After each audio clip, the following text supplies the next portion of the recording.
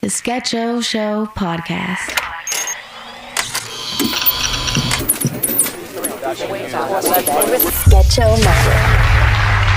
Ladies and gentlemen, up until now you've seen the creature perform the simple mechanics of motor activity, but for what you are about to see next, we must enter quietly into the realm of genius. Ladies and gentlemen, mesdames et messieurs, Damen und Herren, from what was once an inarticulate mass of lifeless tissues, may I now present a cultured, sophisticated man about town. Hit it! The Sketchomatic Show.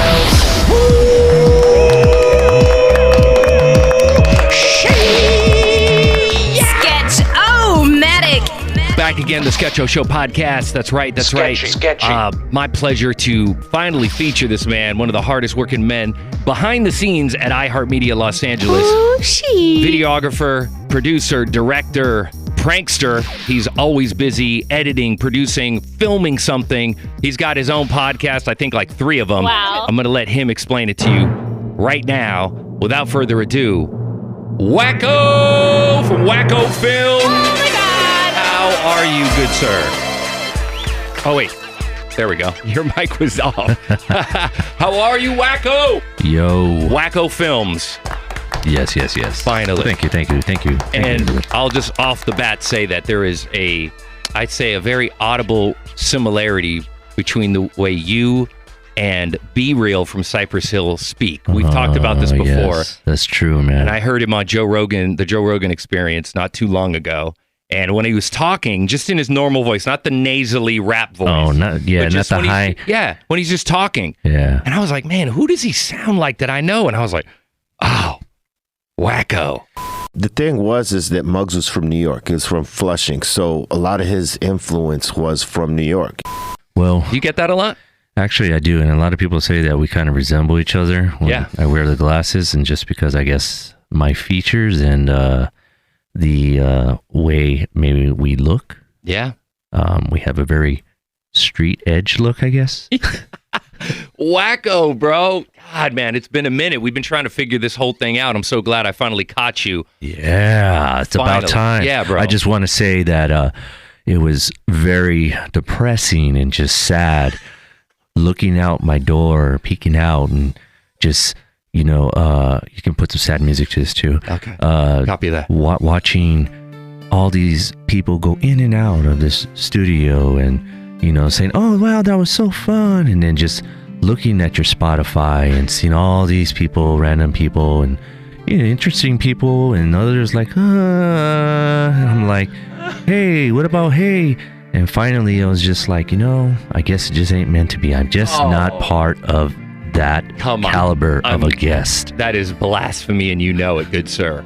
I will woefully agree to disagree. It's just one of those things where I was scheduling so many people at once. As you well know, when I first kicked off the podcast, I was doing it every week, and so it may have appeared that I wasn't getting to you. I was just trying to, accumulate as many people as possible. But I'm glad I waited. As Big Boy always says, it'll be greater later, and later is here now. And now Wackoe, it's here, ladies and gentlemen. You are on the podcast, and I'm so You honored. can finally retire. I can finally call it quits, hang it up, and that's it. You reach the high mountain, the peak. There's nothing more, nothing left. So yeah. Congratulations. I love your calm temperament voiceover. Have you ever thought about doing voiceover, Wackoe? I mean, you're so good at all the other videographer stuff.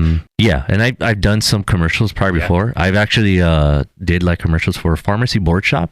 Ooh. So this was way back in the days, and it was through 99.1, I think. And a couple of concerts that were more through 991 and KGGI, you mean? Yes, right, KGGI 99.1. And I did a couple little commercials and stuff like that. You got a good voice, man. Yeah, I know. You do. You know it too. That's why I got the mic tattooed on my arm. Oh here. yeah, I haven't seen that. Yeah, so it's a skull, and then the soul coming out of the skull's mouth with the mic, and then these are obviously music notes. My music arm. I see that. Are you right-handed? Yes. Okay. I'm left-handed. Oh, I got all my... That means you're special. I don't know. It just means I'm weird. Weird. It's better to be weird than to be normal. You say it so It makes me believe it when you say it. Because it's true. Yeah. How are you okay, before we move into the podcast, there's so much to cover, Wackoe.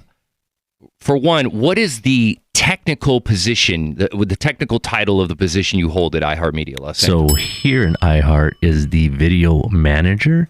However, though, I always tell everybody I'm the video director. Well, you are. Because I do more than manage. Managing is one, I guess, aspect of it. But all the different types of interviews that come through here, anything dealing with video, basically within in-house of LA, I pretty much look over, having my hands into it, editing or filming, and then I have a crew under me. Right. Constantine and Moises. Moises. What's up, Moises? Moises. Shout out to Moises and Constantine. You have like cool K-Star. named people. K-Star. K-Star. So is that his special handle, his social handle? What is it? That's the name I gave him. Now everybody K-Star. calls him that. I called him Frank Sinatra before I learned his name was Constantine because he sang the Frank Sinatra at the Christmas party. I like that guy, man. Yeah. He's so cool. He's so happy. He's so happy. Sometimes he can be a little annoying, but that's just because he's still learning the ways of the American ways of being jaded. Yes. Yeah, right. I hear you. He's not jaded yet. Not yet. He's getting there. He's getting there. Oh, he is getting there. It's how many years? Because he's from, where is he originally from? Russia. That's right. Yeah. And he's been in America for how long? I think only since like 2014. Oh, okay. So he's still fresh. No, he's still fresh. Yeah, he's still fresh. If I'm not mistaken, he's only been here at iHeart. No, not iHeart, just in California, maybe 4 years or I don't know, 5. I'm not too sure. Man. So, but he's interesting. He's a Russian. And those guys, they help you edit and produce all the video footage here at iHeart. Basically, right? yeah, they help me edit and then they help me film. So they'll play some DPs, and without them, it's a lot. It is a lot. I know it's a lot, and now I want to get into that, like, because you cover all the stations, not just everybody. It's everybody. And is it outside of the market? Do you do stuff for other stations for iHeart outside of LA? No. Do you get called for that ever? No, not really. Most of the stuff is obviously all in-house, and then of course anything that we have as far as in the sales aspect. So any kind of commercials, liners that our talent needs to do, so we'll go ahead and do that. Right. And you got to set up the tripods. It's a whole production. It's a whole, because like we went to a furniture store. Well, I went to a furniture store, and I filmed Dean from KFI. Oh yeah, Dean Sharp. Yeah, D Sharp. Yeah, so I filmed him, and we did a couple commercials, like if it was a commercial for television. Yeah, right, so right. That's what I did, and we used those for social and everything. So. And I'm sure the quality could be used on television. Yeah, actually can. It's like super high definition quality, and you've done your own. I saw you on your post because I follow you on Instagram. The credits that you had in a film, right? It was directed by you or something. What was that film that you did? Oh, so that was a sci-fi horror film, actually. Wow. So it's a feature. Really? What's it called? I want to see it. Transition. So right now, we actually did some insert shots. So the director, who is Michael, and he directed Pumpkinhead, some stuff during New Line Cinema during the whole era of like Freddy Krueger, not that whole the 80s era. So he's horror, right? And he's still directing, doing different things. So I did I was producer, DP. That's director of photography, and camera op as well, obviously. So helped out with all that, and that was actually kind of cool. So damn, dude, the catalog, the illustrious catalog of work that you've done, not just here at iHeart, but you've done stuff prior to getting hired at iHeart. How many years have you been working with iHeart? With iHeart, in-house now, I would say 2 years, maybe 2.5. Damn, it feels like you've been here longer. The reason why is because I've been around in this industry for quite some time. Now. So before iHeart, and which I still do and maintain, I have Wackoe Films, Timeline Films, and then I also do some side work, which was a Monopoly Media, which we kind of focus on commercials, which we kind of do here basically. Right. So I have a lot of clientele that I still do that, like NutriShop is one of them. So all those restaurants in the cannabis industry, I do a lot of filming. The dispensaries? products, mostly the products. I see. Yeah, so not that so much the dispensaries, but mostly the the product. flour and the flour, all the I don't know, the tools that are utilized. The paraphernalia. Yeah. So, which reminds me, I have to film this week for. It's like a kind of like another company, but like Puffco. So they have this whole different product that they have. Oh, okay, what are they called? Can you say it? Token Dab. Okay, Token Dab. Yes. Damn. So Token Dab. So I've been doing a couple of things for them as well. So I do a lot of stuff like that. And then with Wackoe Films, it's basically the film industry things and music videos. So I've shot many music videos prior before I came here. Short films, a lot of short films. Any music videos that we know? I did some, like 2 of them that I did DP for Snoop, some like side project with Snoop. Yeah, we did over at his camp over there in Diamond Bar? No. He's over close by the airport, right there by Randy's Donuts. Oh, wow. Yeah, his compound. Sorry, his compound. That's dope. I didn't even know he had one there. Yeah, it's pretty sick. I remember when he lived out in Chino Hills. Remember that? Yeah. I mean, that's his pad. So that's his pad. That's his pad. Yeah, so this is actually his compound where he has a studio. The dog pound.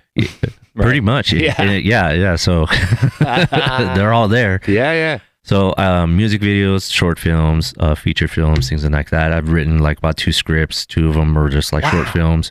Me and my buddy right now, we're working on another one that we want to do.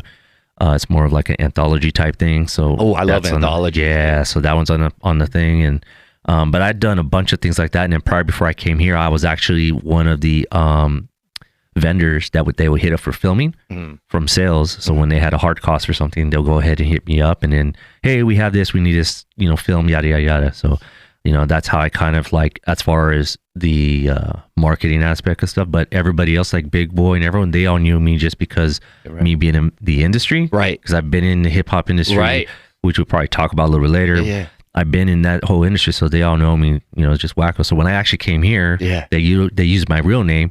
And they're like, oh, our video manager will go ahead and contact you. And then they're like, who the hell is that? Right. So when they came up to me and they're like, wait, I thought Wackoe was it. And they're like, who? So it was kind of funny because you have these 2 different types of people, like the sales aspect people and then the people who just, the talent here. They know you from the streets. They know me as Wackoe. That's just my... Can we say your real name?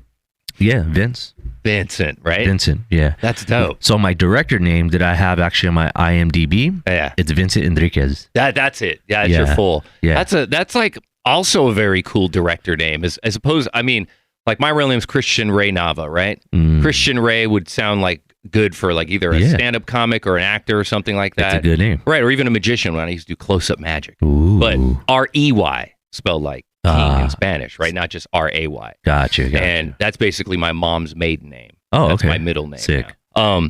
But Sketch, everybody knows me. So people even here, some don't even know my real name's Christian.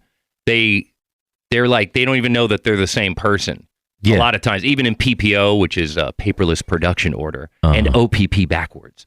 But that's what we use. You know me? Yeah, you know me. Get it. Anyway, all right. So, yeah, as far as the names, but I remember hearing Wackoe before you got here. I remember hearing it through Big Boy's neighborhood. A lot of the times, before I even met you, I just was like, and I remember Big was like, oh, we're going to use Wackoe. And I'm like, who's this Wackoe guy? I have to meet him. And eventually I started seeing you in the hallways. You got here right before the pandemic?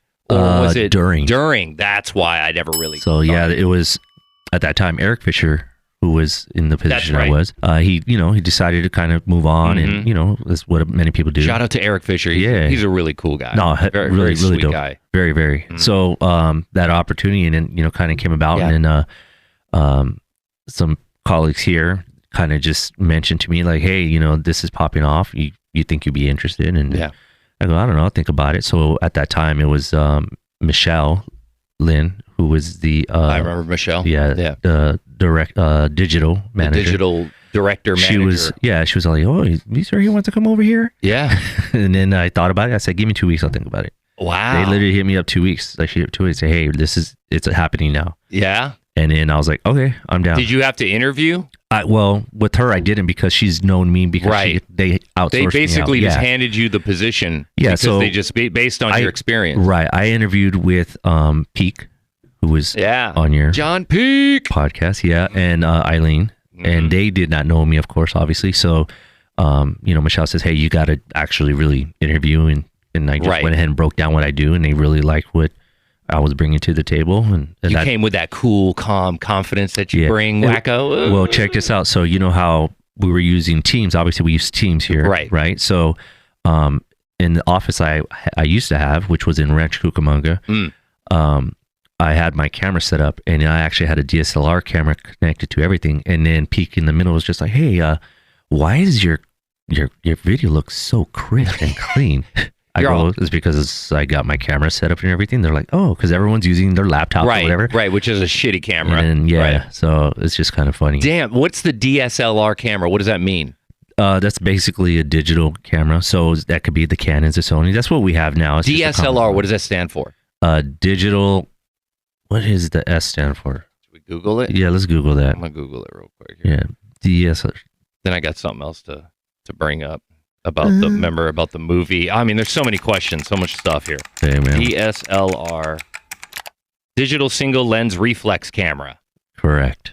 Digital single lens reflex camera, digital SLR or DSLR is a digital camera that combines the optics and the mechanisms of a single lens reflex camera. Blah blah blah. Yeah. Good stuff. Good stuff. So you had it all hooked up. They saw that. They were like, "This guy's the real deal," and they were just like, "When can you start?" Pretty much. Yeah. Because Peak was just saying, "Hey, we're just trying to get off the hamster wheel." Right. And I was like, "Cool." So when I came in here, I really changed a lot of things in here. How things are rolling. So, yeah. Yeah, for sure. I mean, now we have an editing bay in here. You do, and you have that one office. You originally started though in that open area. I was in the open area, Yeah. which I guess everybody did, Right. but it doesn't work for me because for me personally, that just does not work the way Plus, I you work. can't even see the screen. It's so bright, Yeah. dude. It's like a hospital lobby. Right, and in the computers that were used, that was there, it wasn't compatible for what softwares I use. Right. And You how I use that use it. high-end digital type. Do you use Macs or PC? I use both, but Right. I prefer BOFA. BOFA. I use BOFA. Yeah, I have PC. We have a built PC here. Yeah. And I prefer that because the parts are interchangeable. You're not stuck with it. Because look at the Mac. The Macs can only last like what, a good 4 years. 4 maybe years, 5 and they're years, outdated. and then they're outdated. Those are great for me. This is me personally, but those are great for content creators. Things in that matter. But for me, and if you really look in the industry, a lot of them have PC built because they're using DaVinci. They're using all these Avid. It's another software, editing software. And then I use Adobe. So I was going to ask you, what do you use? After Effects. You use Premiere mostly to edit the film? Mostly, yeah. I use that. And that's on PC. That's on PC, yeah. So it's a built PC. It's like, it runs faster than probably what the most recent, Macs or anything like that. Especially the studio versions that they have right now. And do you find yourself having to update the PC with all that a lot?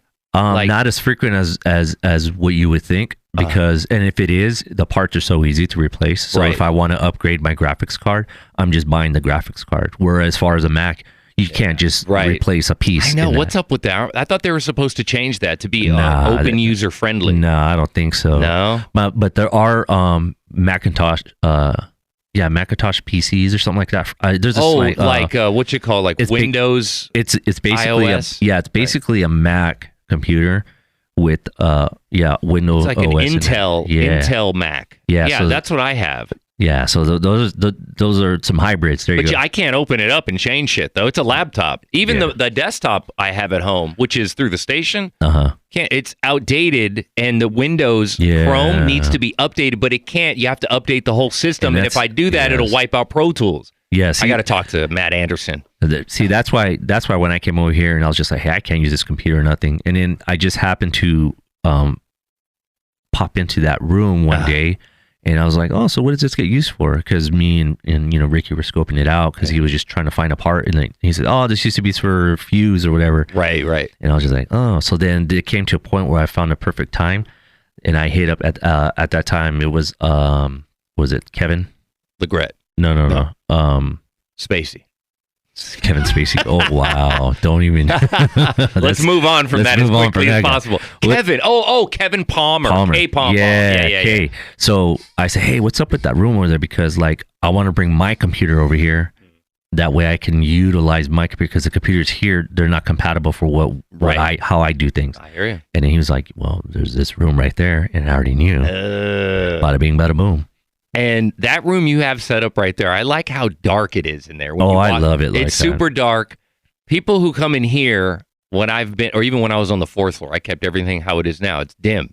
I like the bright lights from the board. I like the lights from the screens. Yeah. And it puts me in my focus zone. Yeah. You're like that too. Yes. I get people who come into the studio and then they're immediately like, oh, it's so dark in here. How do you stay awake? I'd fall asleep. And then I begs the question, well, what happens when you go to the movie theater? Do you just immediately fall asleep? When you're driving at night, do you fall asleep?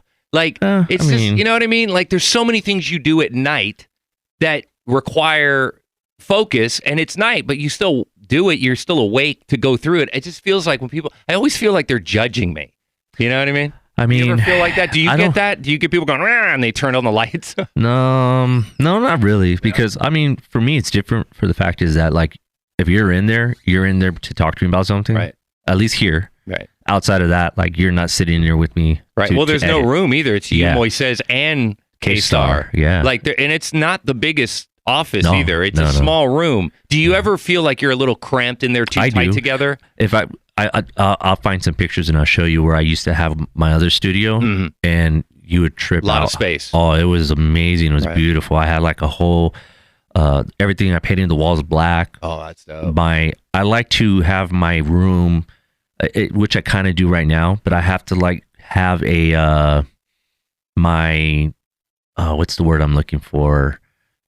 Just create a vibe, just my personality in there. So that's why you see Star Wars and different things like that, because I feel as though when you come to work, I mean, this isn't work for me, and for you, I'm assuming this isn't really work. This is just, we're living our lives. It's just what we do is what we do. Yeah, yeah. But I want craft. Yeah, I want to be able to be in an environment that's me, and that way I feel comfortable, because as a creative, it's important to do so. I don't like to be just stuck in white walls or anything like that. I don't want to be in a cubicle, right? Because I'm not going to get into my zone of where I need to be at. Yeah. So that's why it's important for me to make sure I have a certain decor of my personality. It's like an art gallery in there. Yeah, it does. It's very artsy in there. It's very and it's important, artistic. Yeah, it's important. It's a creative room, and I like all the blue lights coming from the towers of the computer. Yeah. Like, is that where it's coming from? From the towers, and then have some lights now that I created some up lights. Yeah, because we just kind of did some rearranging. So I love that, man. Yeah, you got a good vibe going. So let me ask you.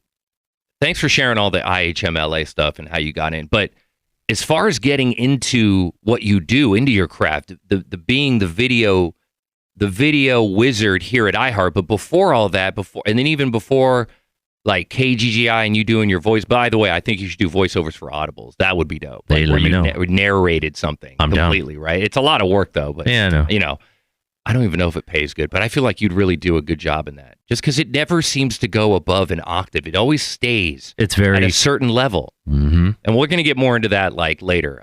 But your history, how did it all begin? Where did you get the initial spark to want to get into editing a video, and then let alone direct videos, films and commercials and et cetera, et cetera? But where did it all begin, Wackoe? Well, I don't want to go too crazy far back, but I mean, I've always been a person that really enjoyed taking photos. Photography was like my first thing. That was the origin. Yeah. I mean, I've always been into movies. I love movies and being creative in that, all that sorts. But, like, what was your childhood like? What growing up? Did your parents do anything like that? No. I'm the only one in my family that's doing this. Yeah. Okay. Well, you just answered a big question that I usually ask my guests. Everybody in my family, no one's in the industry. Nobody's in media or anything. Nothing. No whatsoever. DJs or. When I go back to when I go visit families or something like that, especially like when I chill with friends in the hood and stuff, they call me Mr. Hollywood. Oh yeah. When we're like far from what they think. Though. Right, I hear you. No, but that is the facade, though. Right. It does appear that way. I get the same from people around. Exactly. Yeah, they don't. And I think we all do here because when we go to places, they're like, "Oh, I saw you with so and so." Oh man, this is sketch. He works with Big Boy. Yeah, you know what I mean. Yeah, it's yeah. Go ahead. But as a kid, though, here's a funny. I always tell this story though. But as a kid, you know how we had like G.I. Joes, Transformers at this time. All these different things. I wouldn't play with my toys like, oh, it's G.I. Joe's. Yeah, got to get tough, yo, Joe. I wouldn't do shit like that. Right. So what I would do was I created like a whole movie, and each person was a character. even if it was a Hot Wheel was talking or something, and I would like play with my toys, and I'm like, it's a whole idea, concept, or whatever it was. And then if I were to stop, I would leave it, and I would go maybe the next day or whatever, and I come back and I had to finish everything until I completed whatever this Like a concept and scene? idea. Yeah. Like a scene. You were setting up a scene. It was more like a movie. Like Right. there was characters, there was a storyline to it, and this is how it was when I was a kid. Dope. Oh, that's so cute. I could imagine you doing That's it. just what I did. Yeah. That's just what I did. So I think I always had something like that. Yeah. And as I was growing up, like I always knew I wasn't meant to work. Right. If you know what I mean? Yeah, to have like a regular job. Right. And then what really I think kind of propelled it. was when my father had lost his job to where he was at, and we were homeless for 2 years. Really? Yeah, so we lost everything. So me How at old were you? I think I was like about 8 or something like that. Man, that's rough, dude. And then it was I have 2 younger brothers, so we're all like 3 years apart. Right. So you got a family of like 5, essentially, right? Okay. So me as a young age, I knew that something was never there forever. Right. And that always stuck with me, and I carry it today. And I know that nothing is solid, so I'm always trying to grow, develop, finding new opportunities, and then I'm not afraid to take a risk because I've seen the bottom. Mm-hmm. I understand the bottom. And like I was actually conversating with the big boy, because he went through the same thing. Yeah, he talked about it on this podcast. Yeah, so I think it's really important. It was a great lesson for me, and you know, At such a young age too, man. yeah, I guess so. Yeah, That's a big deal right there. That changes you. yeah, You know, it molded you and made you hyper aware that nothing, like everything could be fleeting. mm-hmm. And how did you guys get through that? Just they started from scratch and just Really? did it all over, and they did it. Damn. And So- you said 2 years. Yeah, so it was great because like we actually finally within that time frame we found at least floor to sleep on, and then my cousins, we all like had to share beds and everything like that. So Right. like finally we got a home and all that stuff. We were renting it, and Right. then my parents, they had to just completely restart all over. Have you ever talked about this before? I have to some people and stuff like that. I mean, yeah. on a podcast, on on your own or anything? actually no, you'd be the second one. There was another podcast we kind of just dabbed into it, but Right. nothing too crazy. Well, then this is a Sketcho Show podcast exclusive. Ooh, yeah, I'm very honored that you'd feel. exclusive. Yeah, that was good. Thank you.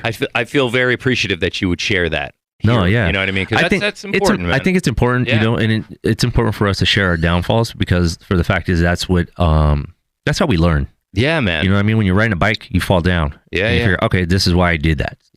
And it works with everything else when you think about sports, just even in your own workplace, you know what I mean? So it's You start to get the hang of it. Yeah, you start to figure see things the out. patterns. Right, right. That's And what all humans have in common. and then when you figure it out, yeah. then you're starting to learn how to tweak it to make it better. Right. And that it never ends. It never ends. You keep So- applying things you've seen or learned from Right. other things into that thing that you're doing. Exactly. That's how I've learned it too. I just apply what I learned from Big, from Howard Stern, from Joe Rogan, Yeah. and just kind of put it in my own way. If I was a comedian, that's how comedians do stuff too, no. which I really love. And that's just a way for everybody, Yeah. And then there's certain people that have an understanding a little bit more in depth of it, and I think that's what separates certain people from what we are in, Right. whatever industry. But I've always been that way, and I've just been in photography. I really enjoy capturing moments, Right. and then And then with the toys and stuff, setting up Yeah. your scenes and stuff, and then what happens? So how does it So- evolve into? So in high school, I actually failed photography in high school because I just wanted to use the darkroom. So I would take pictures and everything, but I've always wanted to like film. So I had like a VHS camera, so I would use that to film certain things. As time went on, I actually worked in the dental field. Really? So Yeah. you did have? I was Because going I to want- ask if you had a regular type job. And I wanted to be a dentist. Really? Yeah. Wow. But then I didn't want to be a dentist because I didn't want to be at 60 years old still trying to pay a $200,000 Like student student debt. debt. Yes, I hear you. Yeah, they make good money and stuff, but then at the same time, it's just like, I want to get bored with that. So then I said, well, I'll do dental hygiene. So then I was going to school for dental hygiene, but then I stopped because then it's just like carpal tunnel because a lot of the dental hygienist. Yeah. Because you're using your It's the wrist. same motions. And So stuff. then I was like, I don't want to do it. So I ended up in my dental career, because I started as a dental assistant because I wanted to be a dentist and understood that. And then I ended up finishing off my career in the dental field as a lab tech, which I was making teeth.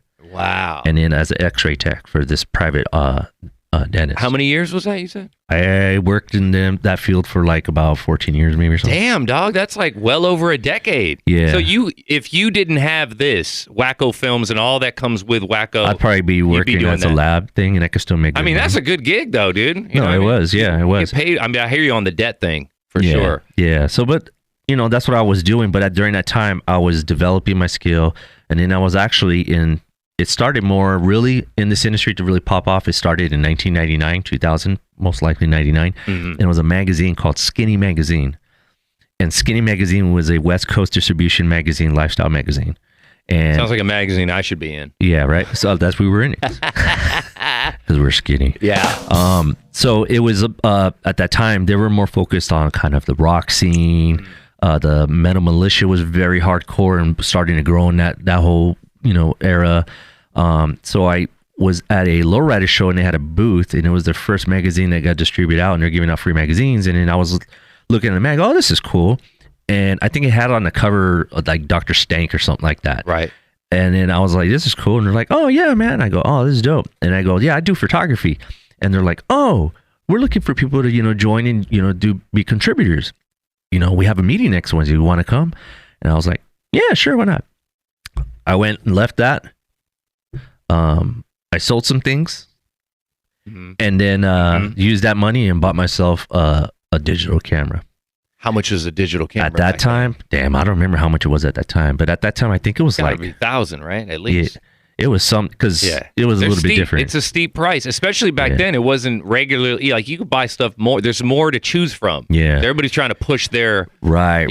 And this was the era where digital cameras were not like everyone had one. Right. Like, you know what I mean? Only like the paparazzi had. Right. Because before I would like take photos, then go burn them to a CD, and then I remember those days. days. Move those over that way. So I did that. Started working with them. I had a chance to. I also did writing, so I was a writer now, and then we did things with like OTEP, Smashing Pumpkins, anything you could possibly think of, because they started putting concerts together. So then I started hosting too, because in between it was always just a band set up, and they had like nothing going on in between. No DJ or anything? No, there was sometimes no DJ. Did you ever DJ, Wackoe? I messed around. I didn't mix. I don't mix, but right. But you stop and drop. Just go from I can track stop to and track. drop. Yeah. And then I think I probably can better transition with more like house right. Well, EDM, because it's easier to catch that. More electronic type. It is easier than like with hip hop. You got to scratch. Yeah, it's a little more different. There's more swing and stuff. Yeah, I feel you on that. But DJ Wackoe would just work so good. It will, but right. You look like a DJ too. Yeah. You look like I was around a lot of it though, which we'll get into. You come from the industry. Yeah. So that hip hop world. I did that and then started hosting. I would grab the microphone and then I'd tell the engineer guy, hey, go ahead and just like throw me up. And then what was your announcer voice? Your MC voice? So I would tell them, I was like, hey, give me some shirts and stuff like that. I would walk out in the middle of the whole crowd and I'd be like, yo, what's going on, everybody? How y'all doing? Make some noise. Are y'all having a good time out here? And they'll be like, oh, come on now. I can't hear you. And then blah, blah, blah, blah. Wow. And I'd be like, who wants some free shit? Oh, yeah. So I used to do that. Almost reminiscent of like Spearmint Rhino type guy. I get that all the time. A little bit. It is very nice though. I like your tone. It's like, ladies and gentlemen, coming to the stage. That's right. He's a tall, slick, fine-looking guy. Pull out those dollars and make some noise for Sketch. Dude, I love that. I'm gonna put some. I'm gonna beef that up. Yeah, with some, you like, gotta do. I'm gonna make it right. So Man, I started hosting stuff like that. Yeah, I like At the same time, I was in the Inland Empire. So I'm originally from LA, and then I was part of the LA migration, moving to the IE. You went to Riverside, motherfucker. No. I went to where's Fontana. Oh, nice. Yeah. Fontucky. Yeah, it was funny because we moved from the hood to go away from the hood to another hood. And different kind of hood. Yeah. So Yeah, out over there, and I was always trying to find hip hop spots. So me and my boy, we actually started a spot over this place called Q and View, which is a billiard. Billiards, yeah. And they had this little hall room in the back. And the girl he was dating at that time, she used to do little bands that play there. And then we said, hey, can we do some hip hop stuff? So then we started doing that. Nice. And it started blowing up. We called it Mental Uprising. So what it was is that we would have 3 different acts, and you only perform 3 songs. And we used those to break up because we had a battle. Oh. So you sign up for the battle, and then we went the first round, semis, and then finals. And whoever won at the end of the month will go against the other winners because we did it every Tuesday night. That's dope, dude. And how old were you when this was going on? This was in this was 2000. Really? Yeah. Now, do you host it? Yes. With that voice? Yes. Nice. So that's how I got known, and I started getting more popular in the hip hop scene, and that's how I've built relations, from visionaries to like all the whole underground, quote unquote, that time, the underground scene, Psycho Realm, all these dudes. Like I know all these guys, run into Be Real a couple times and everything. So Be Real? I know him. That we're not all personal or anything like that, but like you photographed him before though, right? Oh yeah. I mean, the endless amounts of celebrities, and that's because of the magazine and just getting access. So I used the magazine as a network to start building more relations with people. And like I said, I got to chill with like Old Tip. I got to chill with like Bad Religion. I brought them out in front of like 30,000 people one time. So like it was really cool. So this magazine gave me an opportunity, and then they ended up making me the hip hop editor because they wanted to start bringing hip hop, which worked out perfect because at that time my friend Chang from Guerrilla Union created Rock the Bells. Oh, wow! So I got full access to Rock the Bells. You were like one of the pioneers, bro. I have my video camera, and I got to put that on digital, but I'm like backstage. Like I'm chilling. I saw when Chang was talking to RZA, stressing out because they couldn't find ODB because ODB was getting picked up at the airport. Yeah.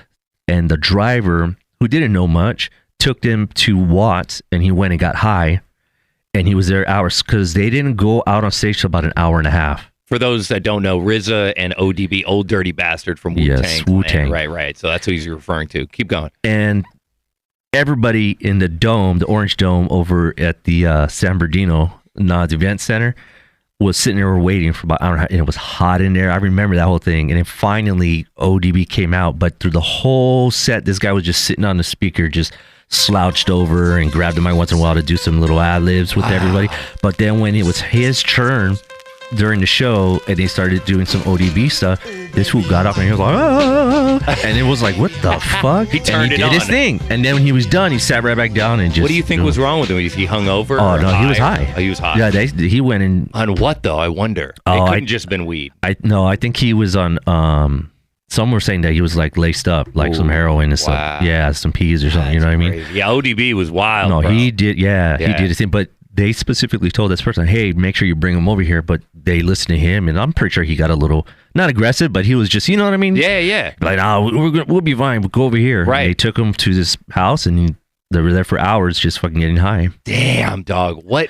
I mean, could you imagine if iPhones were around back then, Bro. dog? Woo! So I had a lot of cool stuff from behind the scenes. There's this one time too, at that same day, Method Man, he was frustrated. You could tell he's frustrated. So he stood up in the room. They had this massive room with their green room, and we were all chilling in there. And he was all like, "Who got some motherfucking weed?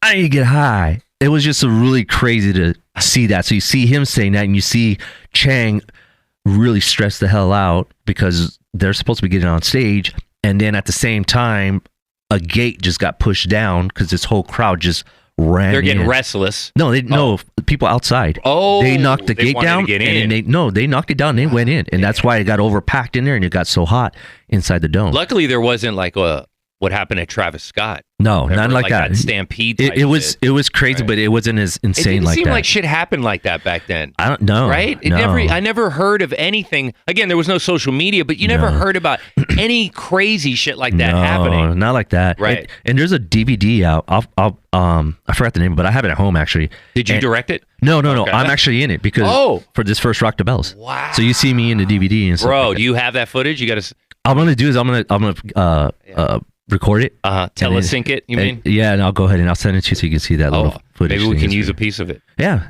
That's so fucking crazy. It's crazy though, but yeah, so such history, hip hop history. Yeah, so I got to be around all that and see hip hop. In my opinion, I think I was blessed in the era that I'm involved with this industry, seeing how the hip hop kind of grew in a different way. Yeah, and seeing it's evolved. Yeah, right. And then as time went on, I started getting involved with the media part on a different level. So I wanted to do radio.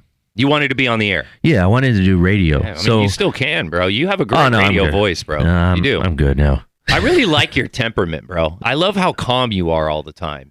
And even though you do come off, when I first met you, I was like, he's kind of intimidating because I'm not sure exactly what he's thinking. You have a very good poker face. Yeah, like I don't know what's happening in your head. There's no reaction. Yeah. It's like RoboCop, very like straightforward, even though you're not. It's not like you're mad dogging motherfuckers, but you're just you're a very nice guy, but there's a temperament that's also the OGs taught a little me that. unsettling. Street OGs taught me you that. You have that OG cholo type of vibe about you, even though you're not. That. Yeah, and that's what's funny though, because like I've been in this industry for so long and looking a certain way, and that's why I don't believe in people who say that when you're a product of your environment. Because I am a product of my environment, but I don't take that to a point where I'm using it as an excuse, because that's not going to put me down to wherever I need to go. I've always been that way, and even people that like OGs that used to be like, "Hey man, you could do better things than this. You're way smarter than this. Like, what are you around here for?" And my parents were a big push and motivation for things. They always supported my crazy ideas, right? And they just. They supported you. Right. Sometimes they didn't understand it. But all of the things that you wanted to do, Wackoe, were very creative, since it seems like, based on what you told me, since you were a child. I mean, when I was in middle school, right. I used to remember the single tapes. Mm-hmm. I used to get all single maxis. Yeah, right? I used to get the Maxwell's, the 80-minute tapes and stuff. Oh yeah. And then I would write on a notebook all the albums, everything I have, and I would sit every night and record mixtapes for people. Nice. And they would just give me their notebook and they just write down the numbers of, so Whitney Houston was number 2, whatever. Right. I just made a list. Right. And then they just wrote it down, and then I would be like, oh, okay, cool. Well, you got, add one more song, or, oh, you got to take 2 songs out because this could be too long. It's going to go over. Yeah. So this was middle school. And I was up for $5. You were editing it and making $5 a pop? Yeah, That's for each dope, tape, dude. And I would sit there all night because I like music. So I sit there all night, and then I'm just recording from songs. one tape deck to the next. I stopped the recording, put the next one. Yeah. Did you have 2 tape decks? Yeah. Or was it in one? No, it was in one, and then I had a record player with that. And the one cassette. In the one. You have it the one cassette? I one cassette. Oh shit! So let me ask you, just go back what you said real quick. I don't want to just gloss over this, because being the product of your environment, I think it's important to point that out, because I'm Mexican, you're Mexican, right? Is that right? Last time I checked. Okay, perfect. But we're both Mexican. I grew up not really in a bad neighborhood, but I had a lot of like cholo friends and friends that were in gangs and stuff like that. And they were cool. They were cool guys and shit. But I was the DJ in middle school, throughout high school, and back then not everybody was a DJ. Nobody was a DJ really until Serato came out. Then everybody was born. Everybody became a DJ overnight. Right. But when I was going to school, that was what made me kind of acceptable to those gangster dudes. Yeah. Because I was the DJ. So I was cool by default. Yeah. Almost. Not saying I was cool. It's just, but what I did, my craft was like, oh, we need a DJ. You were cool though. Yeah. I was an essential guy, right? No, you were cool. Thank you. No, but with you, did you ever feel pressured to get into that type of lifestyle? Because you said the OGs were like pushing you away from it. I was always cool with different peeps and stuff like that. And like I grew up in the 90s.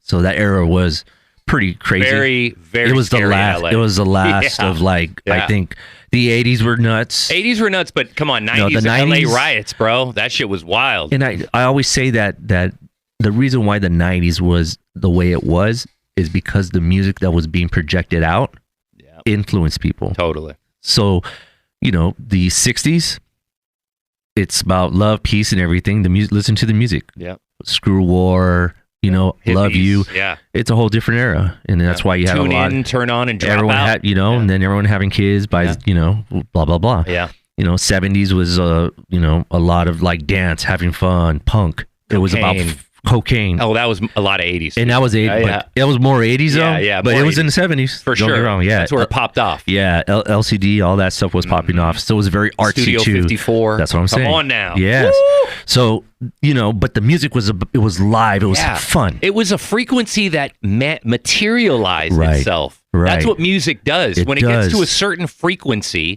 whatever that may be, the human condition then wills it into existence. It's not just what you hear anymore. It's a lifestyle. Exactly. That's what hip hop was in the 90s. In the 90s, you have, I mean, Snoop.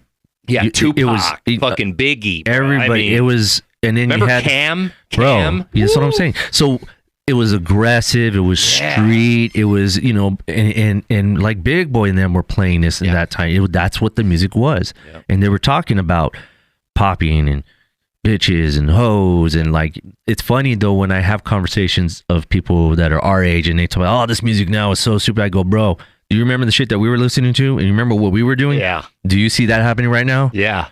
Okay. Well, I don't know if you really see it happening. Well, now, I mean, yeah. But the music back then for sure was very influential. Because we were on the news. Remember Fox Undercover? But I was just going to say, what's his name? With Chris? Well, I forgot the guy, the host I name. can't remember his name. I remember they do tag bangers and shit like that, or party crews. And what do you think it's gonna happen when you put a camera in front of these guys? Yeah. And those are some of my friends too. These are our friends. I remember that we seeing know. Euler on Fox 11 Oh my Undercover. God. Remember Euler, the graffiti artist? Yes. Oh my God. I remember I took the bus with that dude one time with my friend Khan. And I think, if I remember correctly, he hit up. Euler was a graffiti artist in Los Angeles in the 90s. This guy was fucking notorious. He was everywhere. He was like Shaka. Right? Yeah, he was like, but with style. Yes. Like he had style. Yes. He had those throw up letters, and it said Euler like 15 times back to back across an overpass. And you're like, how the fuck did he get up there? Bro. He was one of those daredevil type graffiti artists. Bros. But I remember he was on the bus and he said, I wasn't really next to them, but I remember him being nearby, and I remember Euler was like, hit up John, that was his real name, and he goes, where you from? John wasn't from anywhere. He's just like, what you write? Con, C-A-U-N, Con. And he was like, what about you? And he was like, Euler, C-O-I, don't forget it. And I was like, I turned around, I was like, oh shit. I wanted him to sign my notebook. You know what I mean? I was so excited. Yo, bomb this up real quick. You remember that though? He was a big white dude, bro. I was celebrity struck. I was speechless. And that's the thing though, during that time, the people that we looked up to were the ones that took what we thought was wrong, dangerous, or whatever to that next level. And these are the people who were like, what? Oh, what? Chaka, oh, what? J-Bo. Remember J-Bo? Oh, bro. Dude, we go all the way back with this. It's crazy. Yeah, so it's like, crazy. Yeah, so like all that, I think, you know, is a big influence of, I think, what we do. And but what makes us unique though is, I was going to go back to what you were saying. Go ahead. You were the cool person. Oh, thank you. They may have not said it though. Right. The reason why they didn't say it is means, you know, it's like, well, you know, damn, this guy's doing something that I don't know how to do or whatever it is. But you were the cool person to them because you were unique in what you were doing. Same thing as me. Like, I mean, I was taking pictures and stuff, and I used to do poetry and shit. Right. So I wasn't like, to them the same. Right. You were special. I was special in a sense, but you know what I mean? Yeah, you're different from the norm. Yeah, right? and then those who kind of hate on it, those are the ones you kind of bump heads, or they, you know, they try to just bully or whatever. For sure. You know what I mean? Shit. I remember that happening with me. Yeah. When I would play the hip hop, people would be like, "Man, play some of that, you know, play some like Zapp and Roger, like gangster shit." And then I'd throw on like underground hip hop, like the Far Side. They didn't know what the Far Side was back then. Like they knew, but they didn't know because it wasn't really on the radio yet. And then now the same people that hated on that 90s underground hip hop shit. What are they doing? Now they're posting up 90s fucking shit. And I'm like, bro, I remember when you told me to change the track. Bro. I had friends like that too. Yeah. But you know, It's all right. I got nothing but love. I do too. Yeah. And and I think you're the same way too. Is like, I've always liked to be that person and be like, yo, have you ever heard this before? Yeah. And they're like, what the fuck is this? What? Yeah, you like turning people on to shit. I love doing too, that. man. But it's hard now because it's just so It's saturated. And it's easy because it's on the phone. It's on your phone. Or Shazam. Yeah. It's anything. Yeah, now. But back then we were those human apps where it's like, hey man, Sketch, do you know where this sample came from on this Tribe Called Quest record? Yeah. I'm like, dude, I have that on vinyl. Check it out. It's from this old jazz record. And that's, I love that kind of stuff. And that's why I love the era I grew up in. I love to see how technology changed so much. Mm-hmm. And you mentioned Serato. I remember when Serato came in and everyone was like talking crap on it. They're just talking shit on it and just like, oh, that ain't a real DJ or nothing. Like, well, bro, Serato should be it was earned. a tool. Right. And we're doing it now in a different level. Yeah. And it's called AI. Yeah. And which AI actually has been around for a while, to be honest. Yeah, it has. And has been used in the industry for becoming mainstream now. Right? Consumer now. Yeah. Exactly. So it's consumer access now. So that's the same thing with Serato. Mm. You know, it was more consumer access, which changed who was a DJ, and all of a sudden everyone was a DJ because the tool made it easier. Mm-hmm. But if you did, you know, here's 2 vinyls. Mix that. They're like, it's equivalent almost to how iMovie made it simple for you anybody to edit anything. Same thing with social media. Yeah, social media made it easy now to edit videos and become make videos. A famous influencer. Yeah, and I mean, people don't need me no more because social media is the content that's popular, and they're like, oh, I could just film this on my phone now, and it's easy and it's quick for them. But they don't have the editing prowess that you have, no, or that not. I have. You know what I mean? Like TikTok has made. It is insane to me how TikTok, I edit those videos for the podcast, right? To promote it. And I'm just editing with my finger. And I'm like, dude, this is fucking crazy. But it's the tools. It is. How do you use the tools, right? And then that's when Serato came out. I remember that coming out, and it's just everyone just bitching and complaining. But then when they're like, well, shit, I don't have to carry all my records. Mm-hmm. Remember those? I remember those days. I remember getting on airplanes with all my equipment. Yeah, I didn't fly around that much, but when also I did, also though, like my friends, again, I'm around a lot of DJs, and I'm pretty sure you agree with this. It was kind of a cool art because you're like, okay, cool. Yeah. What am I gonna play today? Yeah, and you just dig through all your shit and make your playlist. In that crate, and you pull some out, and like you pull out the sleeve and have it off to the diagonal side. and it would go in order. Oh, bro, those were the days. It was great. Those were the days. Those were the days. Wackoe. Memory. Let me ask you this, Wackoe. In regards to the photography, did you ever almost want to, or did you ever get approached to become like a paparazzi? Or have you seen what's that one show on Netflix called Shot in the Dark where they, remember that? Yeah. I remember watching that, and right after I watched it, which was during the pandemic, because Big was talking about it a lot. And I remember I got on that, and then I met you shortly thereafter, and what you do reminded me kind of what they do, but on a what they do is more aggressive, and they have to go out and they're fighting for that. They're fighting for the content. Challenge. Yeah. Right. Did you ever get approached to do stuff like that? No. Did you ever take interest? I actually got approached. Like TMZ? No, I didn't. But what was the weird thing, I got approached when I was working in the dental field. This lady had a hazmat company. And she's all like, "Hey man, you want to make some extra cash?" I'm like, "Yeah, sure, I'm down. What you got going on?" She's all like, "Well, the holidays are coming up, so it's gonna be really busy.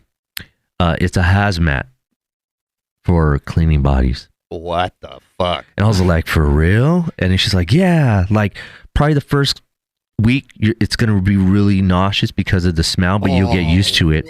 And I'm like, "Dude, I am down." Really? Yeah, but I never had a chance to do so because something had happened to. I forgot what it was, but I was so excited. Really? Yeah. I mean, what did you? Okay, tell me. Walk me through what the description of the gig was. To take pictures of dead bodies? No. So basically, what it was, they're a company. So once they picked up the body and everything, then you had to go and then clean the whole. Like cleaners. Like cleaners, but it's a hazmat, so you had to get geared up. So you're peeling off like if someone. Pop themselves in the dome. Right. All the brain matter. You're getting all the wall, everything. You're chlorine, bleaching, everything. Exactly. Yeah. And I was like, wow, that's so dope. Dude, that sounds like some mafioso shit. Yeah. But, they all have the cleaner. They all have their own cleaner. Yes. I remember there was a movie called The Cleaner with Samuel L. Jackson. Yes, that's right. Man. Huh? Oh, speaking of which, movies. Okay. Let me see where we're at. Oh, my God. We're already at an hour, Wackoe. God bro. damn. This is one of the fastest moving podcasts. The stories you told are telling. And we're just tapping into We're just it. literally tapping the surface. We're not really even diving in quite yet, man. All right. Well, listen, I want to just quickly go over some of the movies because you have, let's talk about this. Okay. Let's switch gears and get into, did you want to finish off any thoughts or am I totally cutting you off? No, you're cool. Okay. You're cool. You're All cool, right. man. But I do want to make this point. Please. And I love saying this because I'm very proud of this. So, we are in the world of streaming right now. I had started a company called My Zoo Radio, which had a bunch of EDM artists. I remember you told me about this. They would come to my garage, and I had webcams, and I figured out and learned how to, by using this software that was an online software, and I would stream, and we would go live every Wednesday from 3 o'clock like Tony to G? 4 o'clock. Yes. Remember? And we used to stream, and then they would do a 30-minute mix. Yeah. And then I would have like a chat room going on. Yeah. We were doing this before Twitch was even Dude, going on. you were bro. pioneers, bro. And then we used to do that at the events. So we used to go to all and the broadcast? clubs and do that. That's dope, dude. And because the internet was different there. Right, there wasn't right. much Wi-Fi. It was about like hardline, right? You had to plug in and dial up. It was a whole different thing. But I was really proud of that. And then we started a thing called B-Side when I moved to this bigger studio, and then brought Zoo Radio over there. And with Zoo Radio, I used to go, me and Pasquale, we knew Pasquale. So we used to go to all the things VIP free and everything like that for all like... You were media, press. All that stuff. It was dope. Yeah. And then we created B-Side. So B-Side was the gatekeeper for hip hop. And we had artists come through like Fora, Reverie, all these other artists. Underground motherfuckers. And now they're all doing their fucking thing right now. They're all like with millions of followers, whatever it is. But they used to come on our show, and then we broke all these artists that used to come on our show. And it was like an interview, and then they did a live performance, all webcams, and then you would just tune in, and you had our chat room. So we used to do that, and I used to host that too. And then that just opened more and more opportunities for me in the media aspect of it. And then that even opened the door more for me for videos, and then that's when I got more tied into with iHeart and all that stuff like that. Wackoe, on a personal note, and we can always edit this out, but I struggled with alcoholism and a lot of party favors in my 20s, 30s. Did you ever struggle with any substance abuse at all? No, drinking? 'Cause you seem very sober. You know what I mean? Like, do you smoke weed at all? Do you drink at all? I drink. I mean, no weed. Nah. No, really? No, did you ever smoke weed? Yeah. Okay, you did. Maybe when you were younger. Yeah, I mean, but you're not you're not like a fan of like, because all the dispensaries. I'm sure a lot of weed is given to you for free. I get it all the time. Yeah, but you don't partake. No, Really? I have some stuff at home. I probably got like, I don't know, over $1,000 worth of weed at my pad. And just sitting there. Yeah, and then I just give it to like some friends or family or something like that. But I'm your friend. You don't hate it so much. Weed's expensive, bro. It is, though. But I trip out on that. Yeah, because I know people who spend like $600 a month. Well, I don't spend that much, but I spend a lot. But these are like big time smokers, right? So I'm thinking like, wow, that's half of your it's like cocaine. It's especially crazy. Now with the dabbing and all that people do. I don't dab. I like it, but it's like freebasing weed to me. It is. It feels amazing and it's great, but you need to be sitting down for it. You got to heat it up just the right. You got to let it cool down. There's a lot of it's like a full movie production. You're right. You know what I mean? And smoking a bowl, to me, I smoke little Skittle-sized bong loads. They're like the size of my pinky nail. I'm like a girl. And when I smoke that, I'm good. I smoke one or two, play a video game. All right, cool. Yeah. It feels good. But I'm surprised that you don't. I feel like I require weed as a tool for my mind to focus. I can't do that. Really? Because it throws me completely off. Interesting. Do you not enjoy the feeling? No, I mean the feeling's cool. I think like when I used to smoke weed, it was like I would come up with some amazing ideas. My brain worked. Yeah. It's like a conduit. And then all of a sudden it's like boom.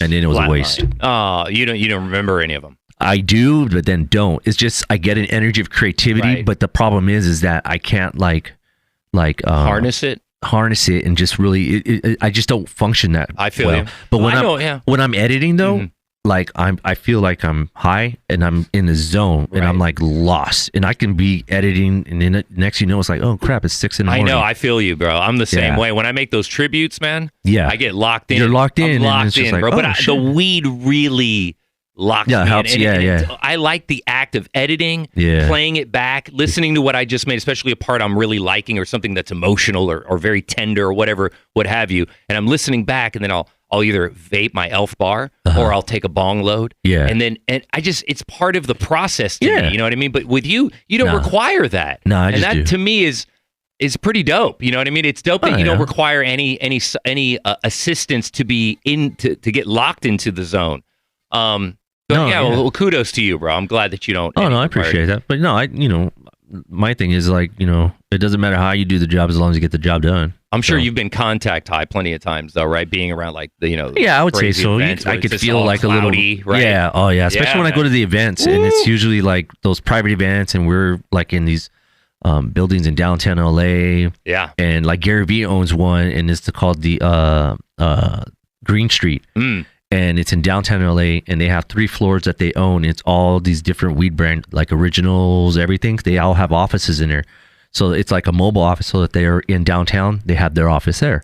And then they have events, and they always have me go and film, or they just invite me, and it's just like everyone's smoking, and it's like a hot box. It's crazy. Would you ever hot box with Be Real if he offered? Yeah, I would. You would? That's a cool experience. Yeah. You know what I mean? So Who filmed it for Big when Big did it? Do they have they have have their own setups. Everything is in that car. It's already like all set up. Crazy when Big did it. Yeah, I know. He was. I wanted to tell Big, I'm like, bro, you went in a little too hard though. That's why it was too much. Like I think even Ani was like, it's better to just take little bits. You jumped in the deep end, even though you didn't blaze. It's like you're hotboxing and all you're breathing in because he doesn't smoke nothing. And so for him, it's too much. And it was kind of funny though, just to see him like in a vulnerable moment like that. And then even his stories.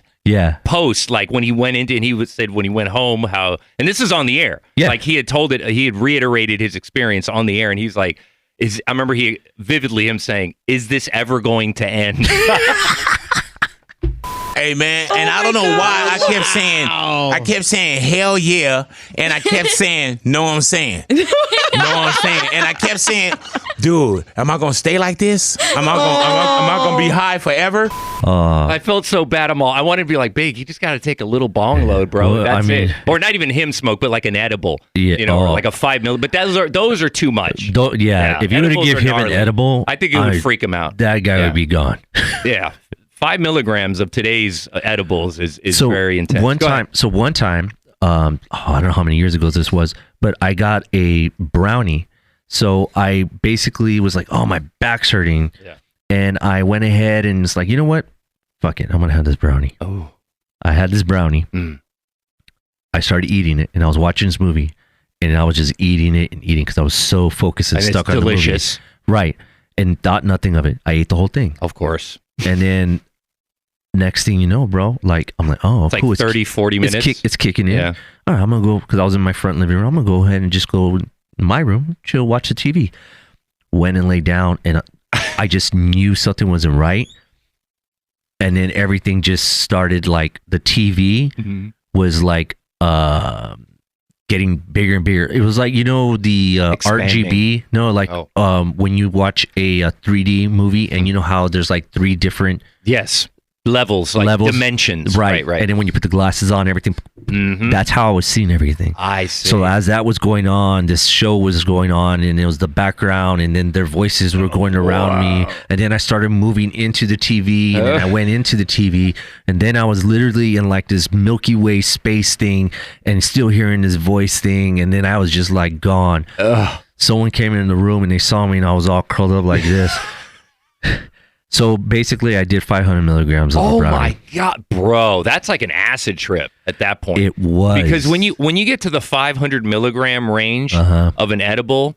For somebody who doesn't do something? Bro, I'm surprised that you didn't have like a panic attack, because I am a regular connoisseur of weed, of smoking it. Yeah. One time, my cousins made edible pills, right, of THC, and they gave me 1,000 milligram one, and all I did is it was in the capsule, so I took it apart and kind of just dabbed a little on my tongue, and that was it. And then I would just kind of slowly do that. Then finally it ran all the way out, and it just had like residue around the capsule, so I was all, fuck it, I just took the capsule. Bro, it took 3 hours for it to kick in. I went to the Magic Castle, which was here in Hollywood. I went to go visit some friends, but it didn't even kick in then. I thought it was going to be there. I drank a little alcohol. Back then I drank. I went home. I watched a movie. I took the dogs for a walk. I was going to go to bed. I was like, well, I guess there was really nothing left. As soon as my head hit the pillow around like maybe 1 a.m, it was like what you went through. And I was uncomfortably high. I was literally like panicking, picturing the headlines. Man in Studio City dies from marijuana overdose. Like, I could see it. And I'm like, oh my, I took like 3 showers. I took my uncle, where I lived at the time, I lived at my uncle's house. He had passed away, but he had a sauna, jacuzzi in the back. It's like 6 a.m. I'm taking a jacuzzi, trying to sweat it out. Nothing worked. Nothing worked. You just got to write it, bro. I just had to write it out. And eventually, it started to taper off. I remember I ate some food, and the sun was fully up. I went to the park. I mean, I felt like I was tripping on shrooms, on acid. It wouldn't go away, and I was like, never again, never again. Yeah. I feel you on that, man. And I just knew, I was like, all right, we're going somewhere, so I just got to just hang on. You got to embrace it. Yeah. Just let it go. Did you learn anything from that trip? Since you don't do weed, do you remember anything vivid? Just what I told you. After that, I don't really remember much. Everything was kind of. Have you ever taken shrooms? No. Psychedelics? No, I can't. I don't trust my brain with that. Yeah, I've taken mushrooms a few times in my life. Yeah. And the first time I took shrooms was in Amsterdam when I was 21 years old or something like that. And I remember I went there by myself and I took shrooms and I felt okay because they're legal. Yeah, it's different over there. I bought it from like a 7-Eleven type of store. It was totally like open. The coffee shops. And the Dutch ladies all, if you take this half and then you eat the pizza, eat the one portion, which is like, let's say it's as big as an iPhone case. I'm sorry, AirPod case, right? That's how big one portion was. She was like, and if you want, eat the second portion 20 minutes later. So I ate the whole portions, both portions, but I separate. I watched Spawn, the movie, with Leguizamo as the clown on DVD. And that's one of the best ones too. On a player. Yeah. And it was so vivid and like it was the greatest experience I ever had. Wow. And I was in Amsterdam. I was in a bed and breakfast, right, with 2 other people that were from Israel. One dude looked kind of like me, at the time I had hair, and he was a DJ like me, a skater, but he didn't really speak English, but it was like my Israeli doppelganger. And he was on shrooms, but we weren't hanging out. He came home and he was like, what did you do today? I said, I'm on shrooms. He's like, me too. And we just sat in the fucking room watching Spawn, laughing. You guys are just holding hands, skipping, going down the street. And we just thought, it's okay. If anything goes wrong, we can just go to the hospital because it's right down the street. But nothing ever popped off. Like we went to Burger King or McDonald's after and ate. It was one of the greatest experiences ever. But then I took shrooms again when I came home, and they were like radioactive. The shrooms in Amsterdam were like Alice in Wonderland shrooms, right? They had spots on them. They looked very cartoony. The ones here look like hay that was like blue, and it had the little caps on the top. And I ate those, and I tripped so hard, bro. You know what's so interesting? Because I went to Amsterdam, right? Yeah. So I went to Europe for tours. We went 3 tours. To work? Yeah, to film. Nice. Yeah. Okay. And we did like, I don't know how many stops. Like touring is crazy, especially I think maybe I showered like 3 times a week or something like that. Oh, nice. Like that's how crazy the tour was. And like a shared shower, right? That's in the... At some point. Yeah. I did that. That's what I had to do. It was plane, trains, and automobiles. Nice. And while everyone's sleeping, who's up editing videos for posted for content? Me. So I never got really sleep at all. Right. You don't get that full. No. Right. So we went to Amsterdam. We went twice though. So we went to Amsterdam, and I was like, you know what? I'm over here. I'm gonna smoke weed. And they're like, whoa, you're gonna smoke? Oh, yeah. This is an event. Yeah. Shout out to 60 East. He was the artist, and he was like, damn, I got you too, and I'll buy. So we went to a coffee shop, and then we went ahead and got some weed or whatever. I think they rolled up a J or whatever it was from the shop, and then I blazed it, and I was just like, we waited a while, chill, and then he was like, "Hey, man, how do you feel?" And I'm like, "I don't know, really nothing." Really? And it's weird though, because like over here, when you smoke some shit, you know what I mean? You're getting high and shit, but over there, it was kind of like it's not as good as our weed. I really. See, I went when Amsterdam's weed was still better than our weed. Like the chronic and all that stuff was just still barely becoming. Oh, so this is way back then. Yeah, this is early. This is late 90s. This is pre 9/11. Yeah. So I remember I actually flew over there around those dates, like around September or something. And I just remember, in retrospect, it's wild to think I was flying somewhere on like 9/12 or that is kind of crazy, like flying overseas, and flying back, crazy. And it was wild. Anyway, the point is when I got back with the shrooms here, it's like the weed over there. It eventually they switched wallets. Now we have the better weed. Yeah, and you went there probably right around the time that our weed was better. Oh, yeah. Well, I would say it was 2015 or something like that, 16 or some shit. And you never never felt anything, huh? It never got you high? I mean, it was a little lightness, buzz. but it was nothing to where like I was like, oh, cool, I'm in Amsterdam. This is it. Yeah. And I was just, all right, whatever. It's crazy. It's Good thing I crazy didn't pay for it. how civilized people are in Amsterdam. Like, there's no crime. My experience, or there wasn't when I went. Well, yeah, my experience in Europe was amazing. For the fact is that the people there were a lot different. Yeah.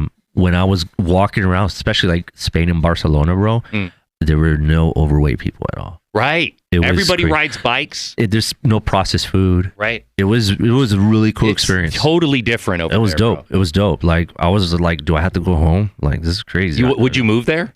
I would go probably live in Barcelona or Madrid.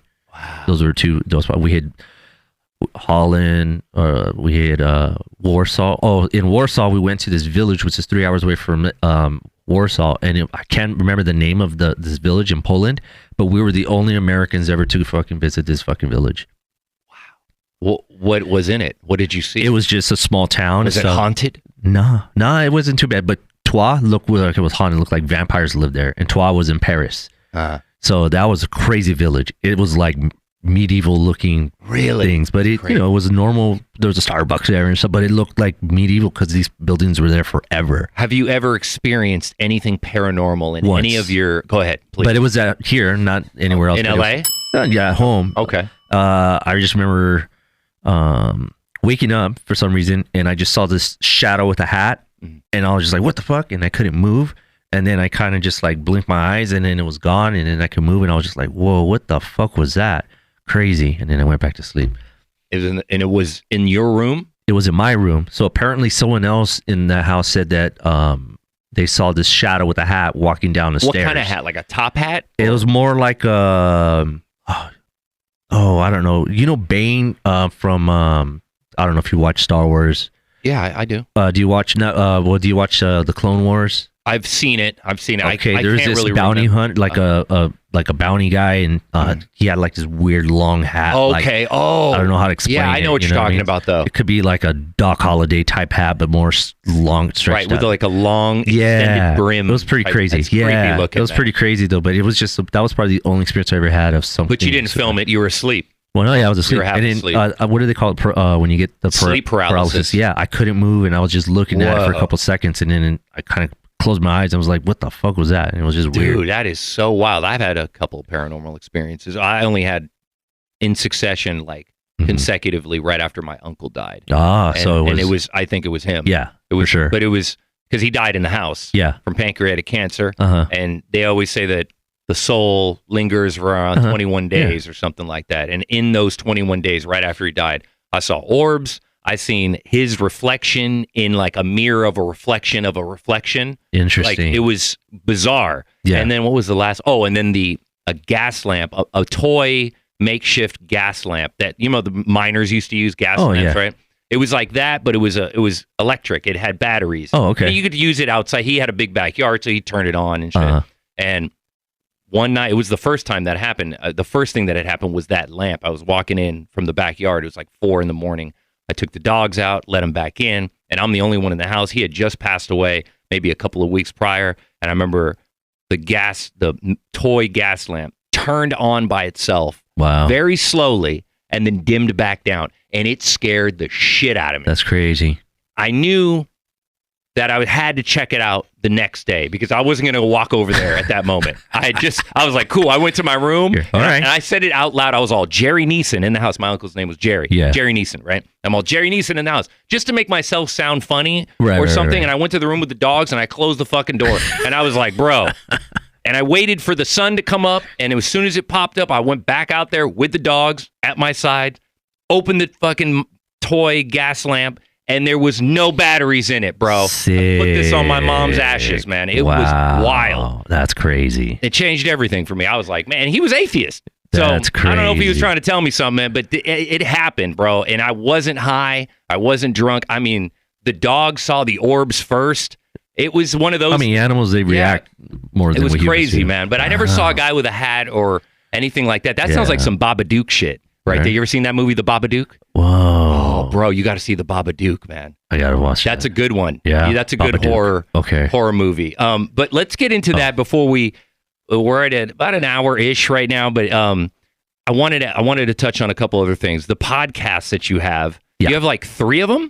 So one of them is 90 Minutes on Film. That's the one that I'm currently So basically that's listening. what my 2 friends, some colleagues, Lobo, Gabe, and then CE Garcia. Shout out to them. They're both movie heads. And CE Garcia, actually, he's been in the music industry for he's worked alongside with like RZA and different. Yeah. He's a producer. Yeah, he's a musician. He's from the industry. Yeah. Yeah. So, we decided to just put this podcast together, and it's been doing pretty well. It's great, man. I love it. 90 Minutes on Film, which I love the title because it fits into how long most movies are. 90 minutes. Well, nowadays they're like 3 hours. Yeah. They're But at that Zack time, Snyder for sure. At that time, it was like 90 minutes on film. So it's cool too because we have this time frame that we got to make sure that we kind of stick with. Yeah. And usually he has to edit about good 30 minutes out somehow. Right. Just to so make it gives work. him, because he does all the editing. Chris does all the editing because it's just difficult for me. Yeah. But now we're probably looking into a sponsor. We'll see how it works out though. But if that does go, then we're going to have to do visual. So we're going to be doing visual and audio. So like Joe Rogan. Yeah. Yeah, that's cool. Where the camera pans to, what's it called? Switches, yeah. Switches so we'll to do switcher. Each person. So if we do go about doing that, I know a spot like in downtown Pomona that we could use. If not, I really would like to kind of get like a local theater, the small local theaters. That's cool. Where you watch the movies? And then just have that in the background. Maybe like that. What's that called? Master 3000. Oh, what was that? What was that show called? I know what you're talking about. Master Theater. Yeah. Something with the 3 characters and they talk shit about the B movies. You just see the silhouette. Yeah. That would be dope, that was hilarious. That was good. I could see you guys doing something like that. So we'll see how that goes. But that's one thing. And the other one that we're working on right now is it's called Cubo. What's up, Cubo? Right. And that's more focused on the, I hate doing this though, but it's more the Hispanic, Latino, Mexicano, Los Angeles culture, right?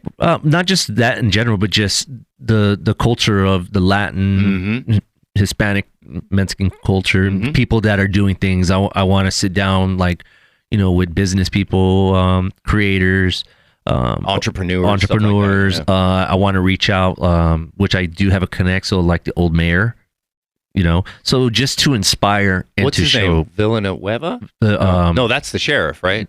No, that was the sheriff. I think that was the sheriff, right? Alex. Right. Right. Yeah. What was wasn't the he the one? Wasn't he the one that got on? Trouble? Yeah. Yeah. He's been on Big Show a few times. Oh, that's right. He would call in sometimes as well, but that was during the pandemic. Yeah. So that's what I want to do is just kind of bring different people like that, so that way they could tell their story. Because again, it goes back to what we were talking about earlier. It doesn't matter, where you're from. It's what you do, and how you do it. Yeah. So, and what you're doing with your time now. Exactly. So you can sit and bitch and complain where you're at, or you can actually figure out how do I get out of here, or do I want to be something different, or use it to your advantage. Exactly. Right. Exactly. That's what I had to do. Yeah, and then that's why we're at where we're at. So I'm hoping we can do that and inspire other people and just kind of show it's great. And we're in an era right now where we're in movies more now. We're getting look at Bad Bunny. Bad Bunny is like one of the biggest artists in the world now. Like the biggest Latin artist in the world. Look at a lot of films that are coming out right now that are all Mexicanos and produced, directed, and written. A lot of Netflix series. Netflix is it's a good time for us, and it took way too long for us. Yeah, I think as a Latin community.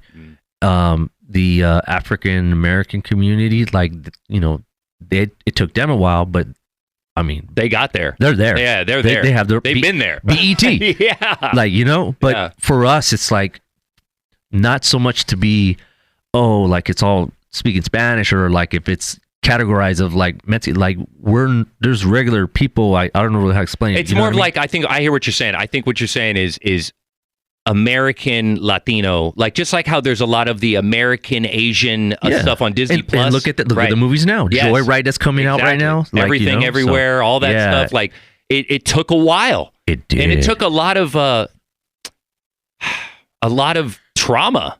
You know what I mean? For it to happen. Yeah, as well as Muslims after 9/11. Remember how many Muslims started making it? The Muslim culture and Muslim type background, Arabic type stuff like this. All the cultures that seem to have been, battered throughout American history have finally started to make their rise into the entertainment mainstream. Right. And it's great because we're controlling our own But not story. just the culture, but the Americanized culture of them. Not just of where their roots are from, but who they are here. Right. That's what you're saying. Yeah, and it's the studios not putting their hand into something and saying like, oh, well, we need Brad Pitt to play this Mexican guy. Right. Like, no. We're not here. We need Pedro Pascal.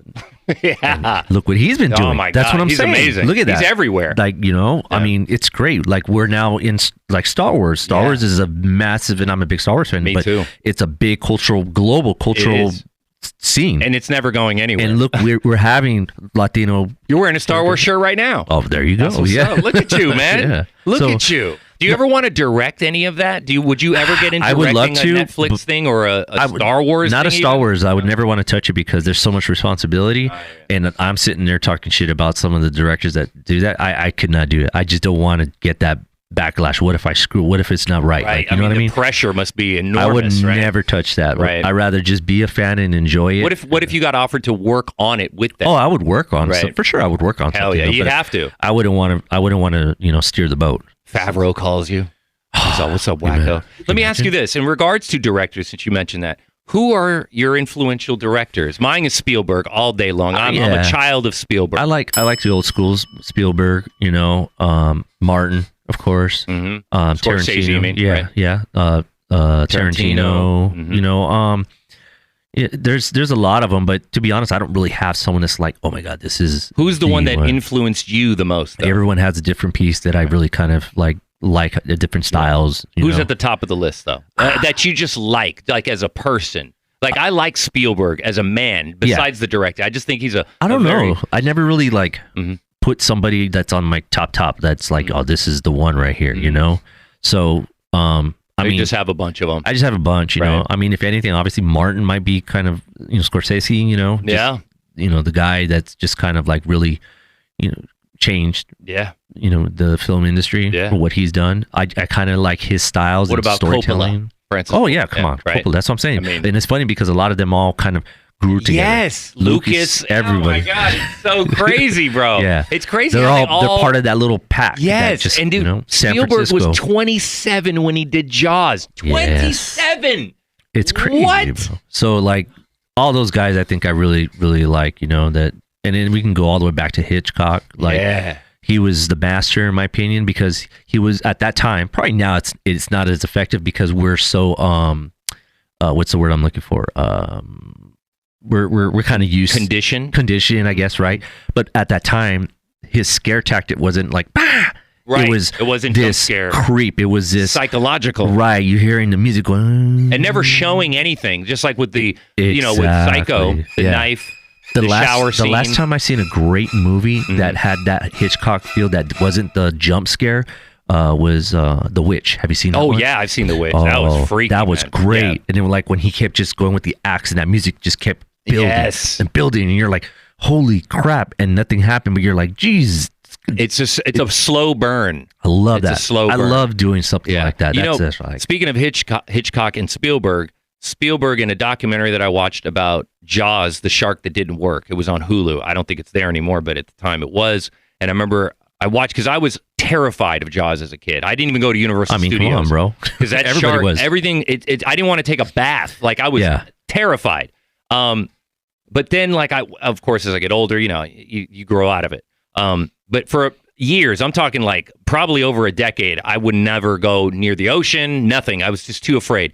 Watching this documentary, though, on how Spielberg, the shark that didn't work, meaning like they had 3 different sharks that had different openings from different sides, right? Yep. Did you see this documentary? No, I'm not, but I know what you're talking about. What's interesting is that because the shark didn't work and they had to think on their feet in Martha's Vineyard while they're filming it, and the fact that that he said, like, this is Spielberg talking, he goes, Bruce didn't work, none of the Bruces worked. The opening scene, he wanted to have Jaws come out and rip the girl to shreds, right? And they had, in order to fix it, because it wouldn't come up and do anything that they wanted it to do, it kept breaking down, he had to think like Hitchcock. Exactly. And that's why you see all the scenes, but it worked out better that way because you not seeing it made it more terrifying. And then think about it though. Yeah. When you're in the ocean, Yeah. you can't see something coming up from the my bottom of God. you and pulling you It's down. so scary. Just the sound of it, it worked too. perfect. Yeah. Now, I wonder if Jaws would have been the same movie if they did show the shark. If it did work. I don't think so. I don't think so. Yeah. I wouldn't. It would have worked. It would have been a good movie. It would have been. It would have been a good movie. What it is now, Right, what it is, right. with the psychological terror in your head. Yeah. Besides seeing the action and the blood and all this and that, and eventually you do see the shark. Yeah. But like that took, him doing the Hitchcock move where he was like, "What would Hitchcock do?"